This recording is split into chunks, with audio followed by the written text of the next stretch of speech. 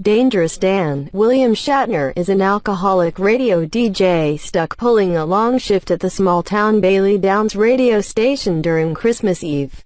During his broadcast, a series of 4 untitled stories are witnessed concurrently. First story: Dylan, Shannon Cook, Ben, Alex Ozarov, and Molly Simon, Zoe Acute de Grand Maison, are 3 teenagers who have decided to break into their school, which used to be a convent, in order to investigate 2 murders that occurred in the school's basement the year prior.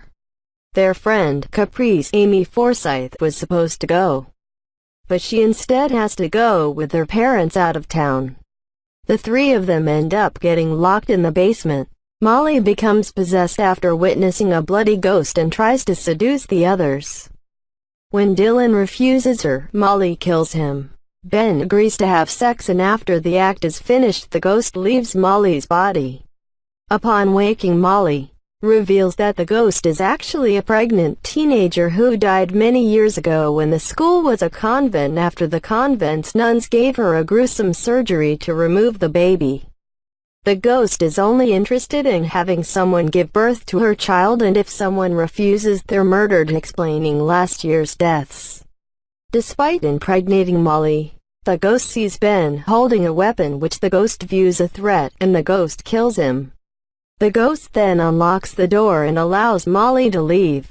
Second story: Scott Adrian Holmes is a police officer, but this doesn't stop him from going into woods owned by Big Earl Alan C. Peterson with his family to illegally chop down a Christmas tree for his family. During the trek, Scott's son Will Orion John wanders off and is lost.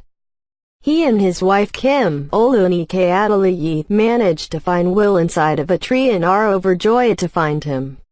This joy is short-lived after Will begins to act strangely, culminating in Big Earl contacting the family to warn them that Will is actually a changeling, a clone of the original Will.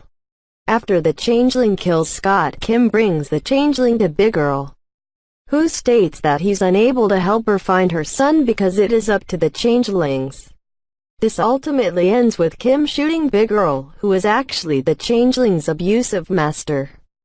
Finally free, the changeling returns to his home and frees Will, allowing him to go home with his mother Kim. Third story: Caprice and her younger brother Duncan, Percy Hines White, are traveling with their bickering and verbally abusive parents in order to visit their elderly aunt Etta Corrine Conley.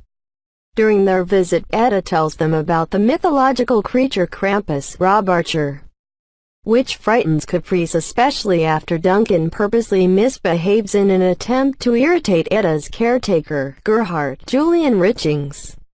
Their parents decide to take the children home at Etta's insistence, but on the way the family ends up getting into a car accident, making it necessary for them to walk.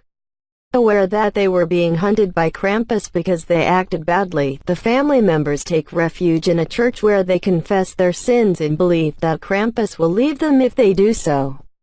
However, they are killed off one by one until only Caprice remains. Caprice manages to flee to great-aunt Etta's house. She is successful in killing Krampus, who transforms into Gerhardt. It's revealed that he transformed into Krampus due to his anger over the family's actions and that Etta was fully aware that this would happen. Furious, Caprice's anger causes her to transform into Krampus and she attacks Etta.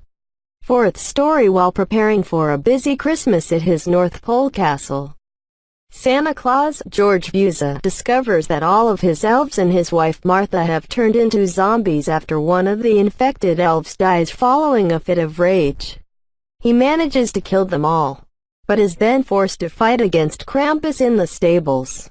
However, during the battle, it's revealed that Santa is actually a mall Santa named Norman, who was an earlier guest on Dangerous Dan's radio show that had a psychotic break while working overtime that caused him to see regular mall goers as zombies during the Christmas food drive.